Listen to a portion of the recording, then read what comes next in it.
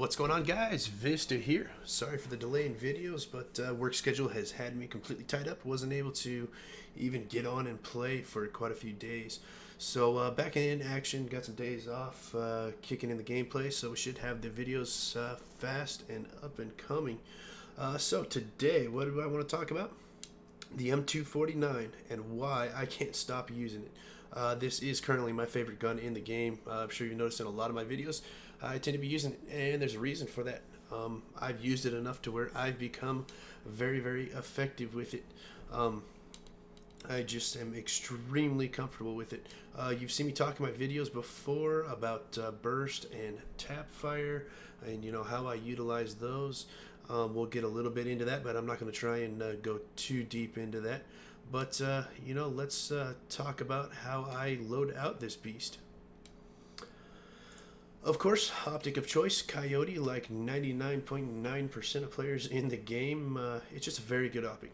Very open, very easy to see. The reticle is fairly small, so you know, it can get washed out at times in the game. But for me, it's not been an issue.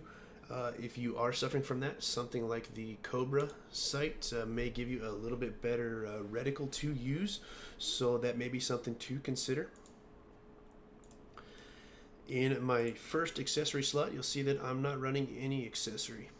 I may change this depending upon map. If I know I'm going to go something a little more long range, I may throw the 2x magnifier on there.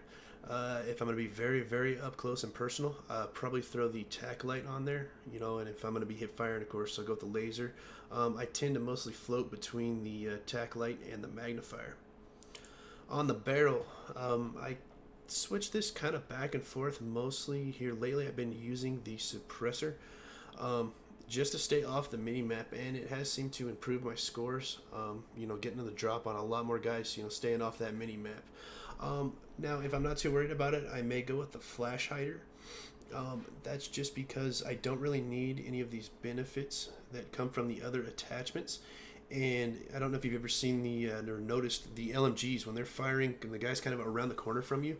You can see that muzzle blast from quite a ways off. So you know, sometimes I'll throw that on there if I just don't want to be visually seen and I'm not too worried about the minimap. And for the underbarrel slot, I run the stubby grip. This gives us a 15% bonus for accuracy, which with the method that I use of tap firing, accuracy's everything. So actually every once in a while, you know, I just may throw the heavy barrel on there if it's going to be a little bit more long range and I'm not too worried about being on the map, you know, for guys coming up behind me. I'll actually run, you know, stubby grip and heavy barrel. Sometimes if the heavy barrel, if I'm just not doing well managing recoil at that time, I'll go ahead and change out the stubby grip to an angled grip just to manage that first shot recoil, because with tap firing, every shot's the first shot. So that's why I tend to kind of float between these two. And of course, you know, to go and kind of accompany along with my M249, what I like to run is I tend to change my sidearms from time to time. Right now I'm running the P226, which is the first pistol you get in the game. I just like it. It's a very, very good pistol. There's going to be a lot of close quarters where I'm going to be running into guys with, you know, fast rate of fire, FAMASs, things like that. I may swap this up for the stubby shotgun. Gadget 1, we got the XM25 Air Burst, always great in a pinch. Guy, put a few shots in a guy, he ducks behind cover, you will finish him off quickly. Got snipers all over the roof, the XM25 will take care of it. Of course, ammo box, got to provide that ammunition for my brothers in arms and keep myself stocked up there. The V40 mini grenades, my grenade of choice as a lot of players, you know, technically because it tends to be doing a little more damage than it's supposed to in the game right now. You know, I believe it's supposed to be 80 damage, and I can't tell you how many times I've had one of these fall in my lap and I receive 100% damage even though I hadn't taken any shots. Knife, I like the survival knife, just a cool looking knife. Field upgrades, I've actually got this on indirect fire just because the last couple games I played I was using the mortar to get some of those guys off the roof, but typically I'll run the defensive perk. You know, that 10% bonus to that chest shot is pretty invaluable on the battlefield. And of course camouflage, I'll change depending on the map. Jungle, go with some green. Desert, go with some brown. Pretty much that simple. 90% of the time, I probably forget to change it. So, you know, that's just my basic support loadout and how I kind of complement the M249 here. Alright guys, so let's talk some stats for the M249. What is it all about? Max damage for the M249 is 25, minimum damage being 18. Pretty much on par with 90% of the assault rifles out there. So toe-to-toe, you're going to do about the same damage as an assault rifle. You are doing max damage out to 8 meters, so anything inside of 8 meters will be that 25 damage. Of course, if you hit the head, you're getting that 2-time multiplier, and you are doing, 50 damage. If you hit the chest, they're not running the defensive perk, you're doing 25, and then, of course, you get the 0.93, I believe it is, if they're wearing the defensive perk, is what the bullet multiplier is, so a little less than 25 damage. So, of course, we're sliding off on our damage all the way out to 65 meters. At 65 meters, when we begin to do 18 damage, which is the minimum. So, going to take a few extra shots to put that guy down. Fire rate, 800 rounds per minute. Definitely a very decent fire rate. Basically, you think about something like on the high end, which is the FAMAS, which is 1,000 rounds per minute. I believe the AK-12 is in the 600s or so. M416, I believe, is like 720, 750, something like that. So you can see, 800, AEKs, 900. So we're up there in the fire rates.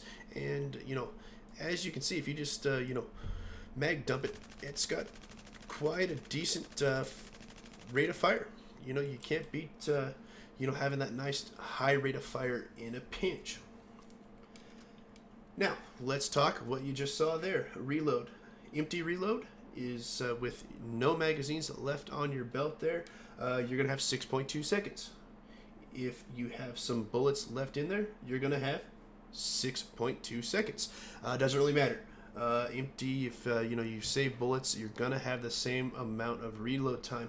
So, you really have to watch it. You start getting down underneath 50 rounds, start thinking cover. Where the hell am I going to duck to start and reload this thing? Because it's going to take me a minute. As far as recoil, recoil up is 0.325. So if I don't counter it, see, it rises up pretty high there.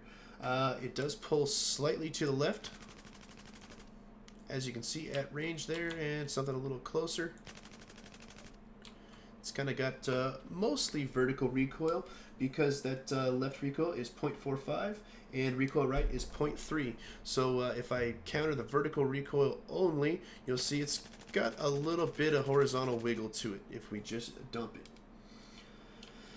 So how do I manage all that recoil? I mean, it's a big bad LMG. What do I do? Well, I tap fire. And as you can see, puts a nice, pretty tight little pattern. We get up close. Every time you see my sight go in and out, that's a click of the mouse. A slight pull down to manage the vertical recoil, but you can see I can easily put a chest size grouping down on an enemy. So let me try and bring something up on the screen here, and I'll show you guys kind of what this spread looks like, compared to a soldier, and why you don't want to mag dump this thing. Okay guys, and the pattern you're looking at on your video screen there is the actual graphic representation of the spread for the M249 from Simthic.com. You can see it's pretty wide. The longer you fire, the more that's going to spread out. So you want to really condense this down to taps and bursts. Otherwise, you're just losing your accuracy. Now, this particular graphic is with no attachments, but really there's not much variation between that and, adding a lot. And it is just a graphic, so it's something that, you're going to want to get in game and feel out for yourself, what attachments work best for you. So as you can see, guys, from that chart, basically, mag dumping is not going to be good on this LMG unless you manage that recoil. And as you kind of watch these kill clips here, kind of see how the different situations when I'm more dumping and when I'm more tapping. The longer the range, the more tap I'm going to put on it. shorter the range, you know, I'm going to go ahead and dump it. You can see right here, a few taps, get in there, and, you know, get the kill. We get out here. This is an extreme range shot, but you can see this rifle does well at almost all ranges. It's actually, you know, a pretty incredible rifle, and that's why it, you know, currently is my favorite in the game. So, anyways, guys, I hope you've enjoyed this little M249 discussion slash breakdown slash why the hell I use it. And if you have any questions or comments, go ahead and please leave them down below. And as always, guys, I'll catch you on the next one.